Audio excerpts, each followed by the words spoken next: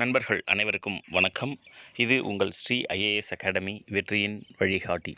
இந்த வீடியோவில் நம்ம என்ன பார்க்க போகிறோம் அப்படின்னு சொல்லி பார்த்தீங்கன்னா, டிஎன்பிஎஸ்சியுடைய ப்ரீவியஸ் இயர் கொஸ்டின் பிரித்தெழுதுக மட்டும். ஓகேங்களா? ஸோ பிரித்தெழுதுக முந்தைய ஆண்டு வினாக்களில் எப்படி கேட்டிருக்காங்க அப்படிங்கிறத பார்க்க போகிறோம். ஸோ வீடியோவை முழுமையாக பாருங்கள். இதில் இருக்கக்கூடிய வினாவே உங்களுக்கு குரூப் 4 தேர்வுகளில் ரிப்பீட் ஆகலாம், அல்லது இதை தவிர்த்து பள்ளி புத்தகத்தில் இருக்கக்கூடியதை படிச்சுக்கோங்க. அவ்வளோதான், ரைட்டா? ஸோ மேக்ஸிமம் கொஸ்டின்ஸு இதிலேருந்தே ரிப்பீட் ஆகிறதுக்கு நிறைய வாய்ப்புகள் இருக்கும். ஓகே, ஸோ வாங்க பார்க்கலாம்.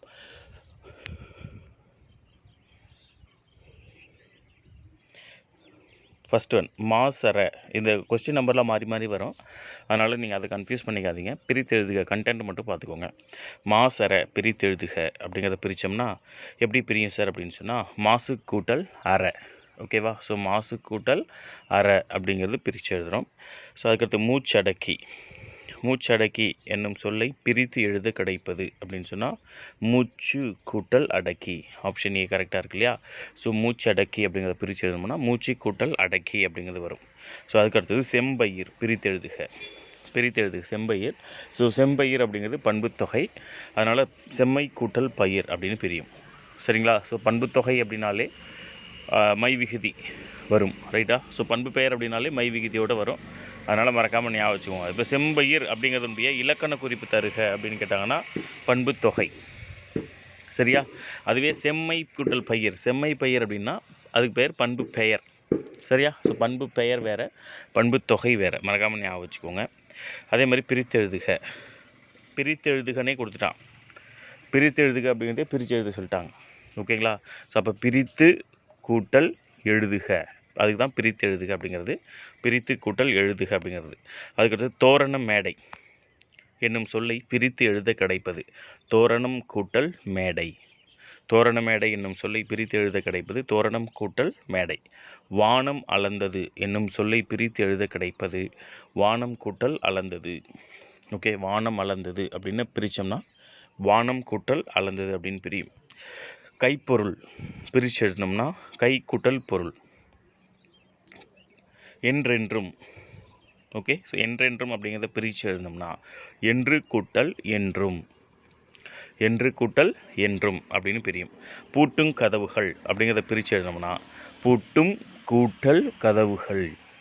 ஓகேங்களா? பூட்டும் கூட்டல் கதவுகள் அப்படின்னு பிரியும். மறக்காமல் ஞாபகம் வச்சுக்கோங்க, படிச்சுக்கோங்க. பொய் அகற்றும் பிரித்து எழுதுக. பொய் அகற்றும் அப்படிங்கிறத பிரித்து எழுதணும்னா பொய் கூட்டல் அகற்றும் அப்படின்னு பிரியும்.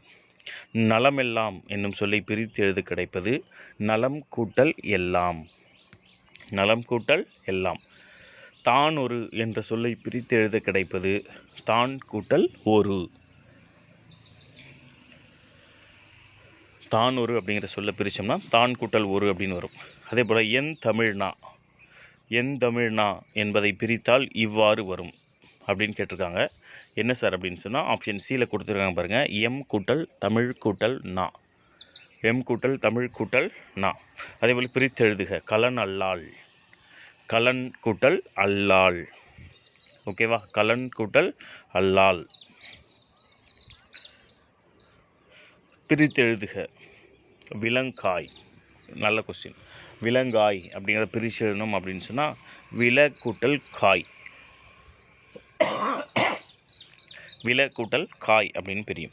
இன்னோசை அப்படிங்கிற சொல்லி பிரித்து எழுத சொல்லி கேட்டாங்கன்னா இனிமை கூட்டல் ஓசை. ஸோ இன்னோசை அப்படிங்கிறது பண்பு தொகை, இனிமை கூட்டல் ஓசைங்கிறது பண்பு பெயர். ஓகேவா? ரைட். ஸோ பிரித்து எழுதுக. நீர் உலையில் என்னும் சொல்லை பிரித்து எழுத கிடைப்பது நீர் கூட்டல் உலையில். ஓகே, நீர் உலையில் அப்படிங்கிறத பிரித்து எழுதணும்னா நீர் தனியாகவும் உலையில் தனியாகவும் பிரியும். பெருங்கடல் என்னும் சொல்லை பிரித்து எழுத கிடைப்பது பெருங்கடல் பண்பு தொகை. ஸோ அப்போ பெருமை கூட்டல் கடல் அப்படின்னு பிரியும். ஓகேங்களா? பெருங்கடல் அப்படிங்கிறத பிரித்தோம்னா பெருமை கூட்டல் கடல் அப்படின்னு பிரியும். தேர்ந்தெடுத்து என்னும் சொல்லை பிரித்து எழுத கிடைப்பது தேர்ந்து கூட்டல் எடுத்து. ஓகே, தேர்ந்து கூட்டல் எடுத்து. இரண்டல்ல என்னும் சொல்லை பிரித்து எழுத கிடைப்பது இரண்டு கூட்டல் அல்ல. இரண்டு கூட்டல் அல்ல, மறக்காமல் ஞாபகம் வச்சுக்கோங்க.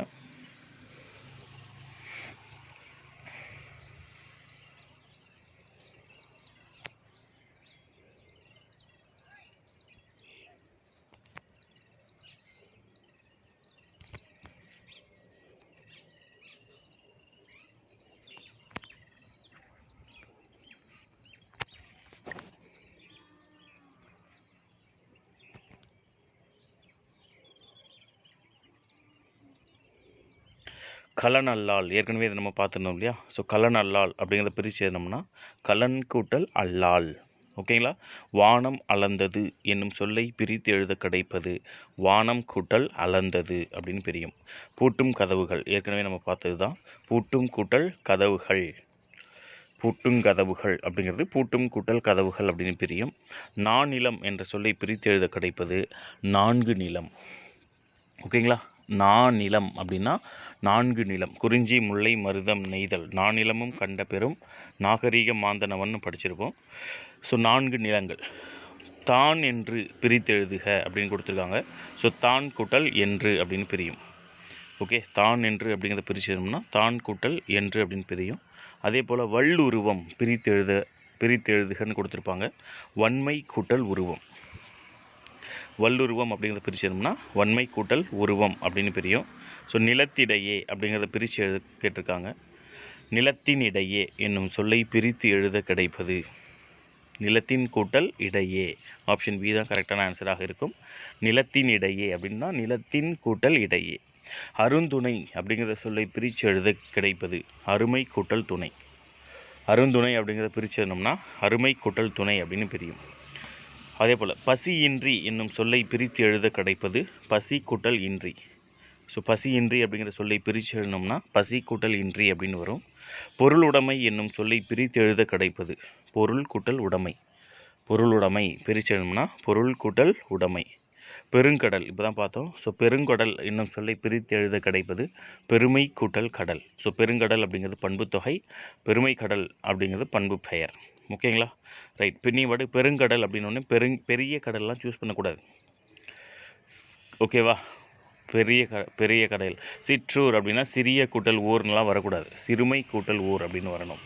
ஸோ மறக்காமல் ஞாபகம் வச்சுக்கோங்க. அதுக்கடுத்து பிரித்து எழுதுக பாருங்கள். செந்நெற்கட்டு. செந்நெற்கட்டு 3ஆக பிரிவு பாருங்கள். செம்மை கூட்டல் நெல் கூட்டல் கட்டு. செந்நெற்கட்டு அப்படிங்கிறது செம்மை கூட்டல் நெல் கூட்டல் கட்டு. செய் நன்றி பிரித்து எழுதுக கேட்குறாங்க பாருங்கள். செய் நன்றி. செய் கூட்டல் நன்றி, அவ்வளோதான். ஓகேங்களா? செய் கூட்டல் நன்றி அப்படிங்கிறதா பிரியும். ஸோ அதே போல் படிப்பறிவு என்னும் சொல்லி பிரித்து எழுத கிடைப்பது படிப்பறிவு. பிரித்து எழுதணும்னா படிப்பு கூட்டல் அறிவு அப்படின்னு பிரியும். அமுதென்று என்னும் சொல்லை பிரித்து எழுத கிடைப்பது அமுது கூட்டல் என்று. அமுதென்று அப்படிங்கிறத பிரிச்சோம்னா அமுது கூட்டல் என்று. கோட்டோவியம் இது ஒரு நல்ல கொஸ்டின் கவனிங்க. கோட்டோவியம் நீங்கள் பாட்டுக்கு கோட்டு கூட்டல் ஓவியம் அப்படின்னு எழுதக்கூடாது. கோடு கூட்டல் ஓவியம். ஓகேவா? ட ர ஒற்று இந்த இடத்துல இரட்டிக்கும். ஸோ மறக்காமல் ஞாபகம் வச்சுக்கோங்க.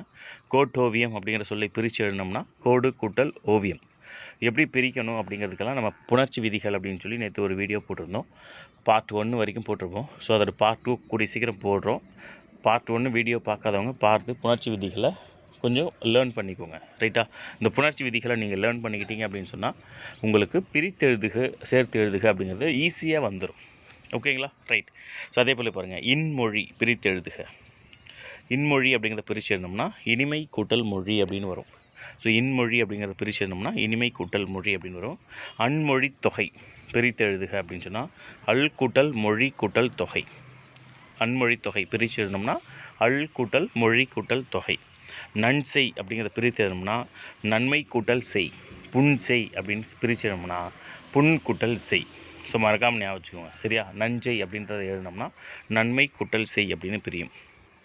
அதே போல் அருந்துணை அப்படிங்கிற பிரித்து எழுதணும்னா அருமை கூட்டல் துணை. பெரும்பாலும் இந்த பிரித்து எழுதுகளை நம்ம பார்த்த வரைக்குமே பண்பு தொகையை வச்சு தான் பிரித்து எழுதுக அப்படிங்கிறத கேட்டுட்டு வராங்க. மை விகுதி வர்ற மாதிரி தான் மை விகுதி மறைய மாதிரி கேட்டுட்டு மை விகுதி வர்றதை வச்சு தான் கேட்டிருக்காங்க. ஸோ ஞாபகம் வச்சுக்கோங்க. அருந்துணை அருமை கூட்டல் துணை. தேர்ந்தெடுத்து ஏற்கனவே பார்த்தோம். தேர்ந்து கூட்டல் எடுத்து அப்படிங்கிறது வரும்.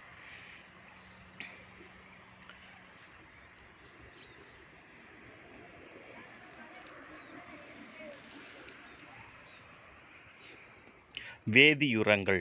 வேதியுரங்கள் அப்படிங்கிறத பிரித்து எழுதணும்னா வேதி கூட்டல் உரங்கள் அப்படின்னு பிரியும். என்றென்றும் ஏற்கனவே பார்த்தோம். என்றென்றும் அப்படிங்கிறத பிரித்து எழுதணும்னா என்று கூட்டல் என்றும் அப்படின்னு பிரியும்.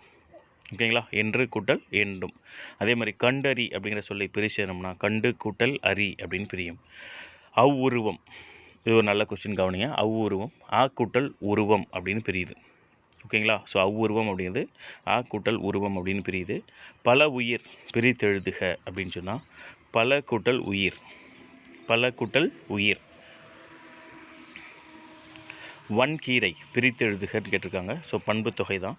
வன்கீரை அப்படின்னு சொன்னால் வன்மை கூட்டல் கீரை. ஓகேவா? ஸோ வன்கீரை அப்படின்னா வன்மை கூட்டல் கீரை. ஏற்பாடு பிரித்து எழுதுக. ஸோ சிறுபொழுதில் வரும் இல்லையா ஏற்பாடு அப்படிங்கிறது. ஸோ ஏற்பாடு அப்படின்னு சொன்னால் என்ன அர்த்தம் சொன்னால் எல் கூட்டல் பாடு அப்படின்னு பிரியும். ஸோ எல் அப்படின்னா சூரியன், பாடு அப்படின்னா மறையும் நேரம். நமன் இல்லை பிரித்து எழுதுக. நமன் இல்லை என்னும் சொல்லி பிரித்து எழுத கிடைப்பது நமன் கூட்டல் இல்லை. ஸோ நமன் அப்படின்னா என்ன அர்த்தம் சார் அப்படின்னா யமன். ஓகேங்களா? ஸோ யமன் அப்படிங்கிறது அர்த்தம். ஆற்றுணா பிரித்து எழுதுக அப்படின்னா ஆறு கூட்டல் உணா.